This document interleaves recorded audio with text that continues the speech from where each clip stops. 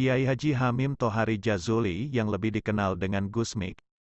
Seorang kiai yang terkenal nyeleneh dan unik. Tapi, kegigihan berdakwahnya tak mengenal tempat, meskipun di tempat kumuh dan lokalisasi pelacuran. Juga di dunia gemerlap malam, diskotik, bar, dan hotel. Suatu hari Gus Mik berjalan-jalan ke tempat diskotik dan berhasil membuat satu orang bertaubat. Dalam perjalanan, beliau bertemu dengan seorang gadis yang cantik. Beliau tertarik gadis itu.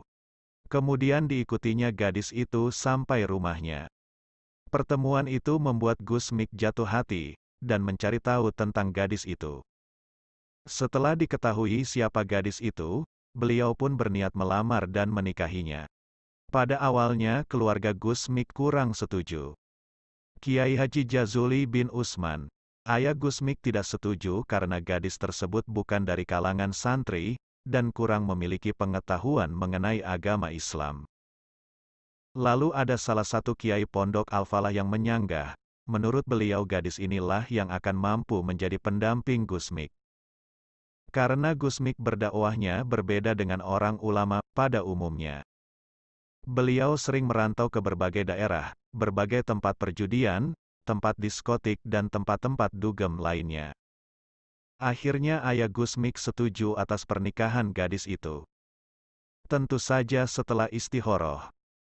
Gadis ini bernama Lilik. Beliau adalah seorang pemain tenis meja yang handal. Sering diajak lomba-lomba yang berkaitan dengan olahraga. Ibu Lilik ini tidak pernah mondok atau sekolah yang ada hubungannya dengan pelajaran agama Islam. Akan tetapi Kiai Haji Hamim Jazuli menyukai dan menikahinya. Gus Mik pun berhasil menjadikan istrinya hafal Al-Quran dalam waktu singkat. Sewaktu Nyai Lilik menjadi istrinya, malam pertama sampai malam ke-30, Nyai Lilik tidak pernah keluar kamar. Hal itu merupakan kemauan dari Gus Mik. 30 hari di kamar tidak boleh bertemu dengan siapapun, kecuali dengan Gus Mik. Apabila beliau lapar, makanan akan diantarkan ke kamarnya dan segala kebutuhan disiapkan oleh Gus Mik. Ini adalah cara Gus Mik mengajari istrinya 30 hari diajarkan ilmu-ilmu agama dan 30 hari pula lah Nyai Lilik menghafal Al-Quran 30 juz. Nyai Lilik sangat berubah setelah menikah dengan Gus Mik. Beliau yang awalnya hanya seorang wanita biasa, pemain tenis meja yang tidak mengerti kaitannya dengan ilmu-ilmu agama, menjadi mumpuni dalam ilmu-ilmu agama karena diajari oleh Gus Mik.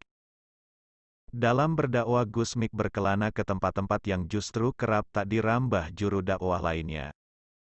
Gus Mik bergaul tanpa sekat dengan siapapun. Tanpa memandang agama, status sosial, ataupun jabatan. Meskipun lebih sering hidup di luar rumah, dan jarang berkumpul dengan keluarga, hal itu tak membuat Gus Mik lupa dengan anak istrinya. Gus Mik sangat setia kepada sang istri, Bu Nyai Lilik Suyati. Seandainya Gus Mik mau dan punya keinginan menikah lagi, banyak kesempatan dan perempuan yang dengan senang hati bersedia menjadi istri-istrinya.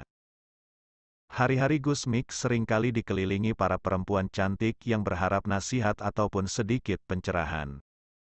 Mulai dari artis hingga para pengikutnya di majelis semaan. Tetapi Gus Mik tidak pernah memanfaatkan kesempatan itu untuk menikah lagi.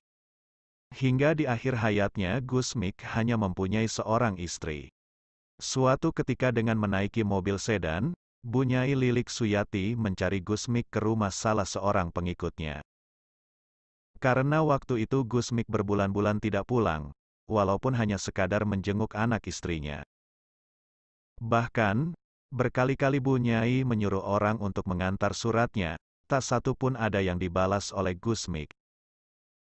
Sebagai seorang istri, tentu sebagai manusia biasa, Bu Nyai ada perasaan marah dan jengkel kepada suaminya.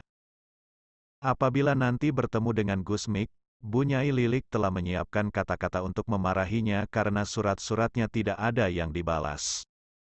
Aku, kalau sudah menerima suratmu, jadi lupa segalanya, jawab Gus Mik. Mendapat jawaban seperti itu dari Gus Mik, Seketika perasaan marah dan jengkel Bu Nyai Lilik pun hilang. Bu Nyai tersenyum bahagia mendengarnya. Bu Nyai Lilik mengajak Gusmik untuk pulang. Tetapi Gusmik tidak bersedia dan meminta Bu Nyai pulang terlebih dahulu. Namun, Bu Nyai tetap meminta Gusmik untuk pulang. Ketika itu, Gusmik mengaku dirinya kebetulan sedang tidak mempunyai uang. Bu Nyai akhirnya pulang lebih dulu. Sebelum pulang, Bu Nyai sempat memberi uang untuk ongkos pulang Gusmik. Keesokan harinya, dengan diikuti seorang pengikutnya Gusmik pulang menjenguk anak dan istri yang telah berbulan-bulan ditinggalkan untuk berdakwah. Istri setia Kiai Haji Hamim Tohari Jazuli meninggal dunia pada Minggu tanggal 6 Oktober tahun 2019. Dan dimakamkan pada Senin tanggal 7 Oktober pukul 8 waktu Indonesia Barat di Makam Aulia, Makam Tambak, Kediri.